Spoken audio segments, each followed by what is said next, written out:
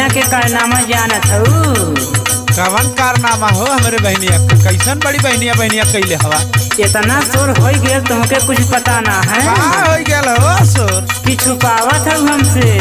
अब लोलवा खून देवना साफ साफ बतावा। अच्छा अब सुनबू तो तुम कपाए हाथ है बतावा। ला सुना एगो बातिया बताई सुना हो भौजी, एगो बातिया बताई सुना हो भौजी, कहवा जाले सज संवर के तोर बहनिया भौजी, कहवा जाले सज संवर के तोर बहनिया भौजी, कहवा जाले सज संवर के तोर बहनिया भौजी, तोर बहनिया भौजी, तोर बहनिया भौजी, कहवा जाले सज संवर के तोर बहनिया भौजी, कहवा जाले सज संवर के तोर बहनिया भौजी, कहवा जाले सज संवर के तोर बहनिया भौजी।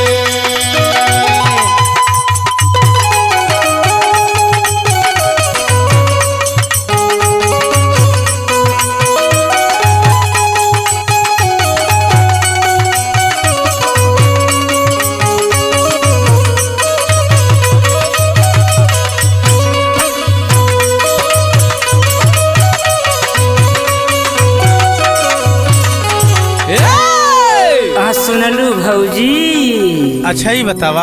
हाँ तू पहिर के कपड़ा लत्ता लफंगई करेला तो हम कुछ पूछिला, तू हमार बहन के ओढ़ पैरम निहारत हवा। ऊ कहाँ जानी लाली लिपस्टिक कजरा मस्कारा लगाई के कहीं जाए। सुना हमार बतिया बतावा। भोरे भोरे जाले कौनो लइका से मिले, सच कहतानी हम बातें तोहसे कही। भोरे भोरे जाले कौनो लइका से मिले, और सच कहतानी हम बातें तोहसे कहिले। सगरो इज्जतिया डुबौलाए भौजी,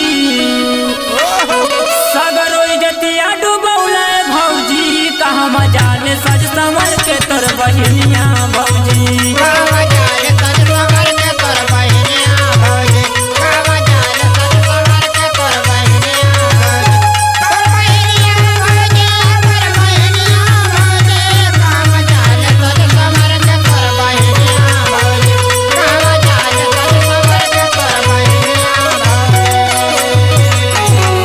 हम पिछवा पिछवा जाइला, हमके कुछ शंका होला कि केहू से मिले जाले। हमें लगत है ना कि अब तोहार शिकायत करे के पड़ी तोहरे घर। का शिकायत? अच्छा तोपत हऊ। तू पतना है जब टोला मोहल्ला जान जाई ने तो ऐसे दांत चियारू। अच्छा तू अपन दांची यार के बतावा आगे। ला सुना सुनावा। धीरे धीरे जानी जाए टोला मोहल्ला, कही दा जवानिया पे मारी के रखे ताला। धीरे धीरे जानी जाए टोला मोहल्ला, कही दा जवानिया पे मारी के रखे ताला। और परदेश से सेटिंग चलाता भौजी, परदेश से सेटिंग चलाता भौजी, कहवा जाले सज संवर के तोर बहनिया भौजी, कहवा जाले सज संवर के तोर बहनिया भौजी, कहवा जाले सज संवर के तोर बहनिया भौजी, तोर बहनिया भौजी, तोर बहनिया भौजी, कहवा जाले सज संवर के तोर बहनिया भौजी, कहवा जाले सज संवर के तोर बहनिया भौजी, कहवा जाले सज संवर के तोर बहनिया भौजी। पता जा कैली हमारा जलवा पीछवा वही जो जंगलवा है वही में जाए ली प्रदीप के साथवा।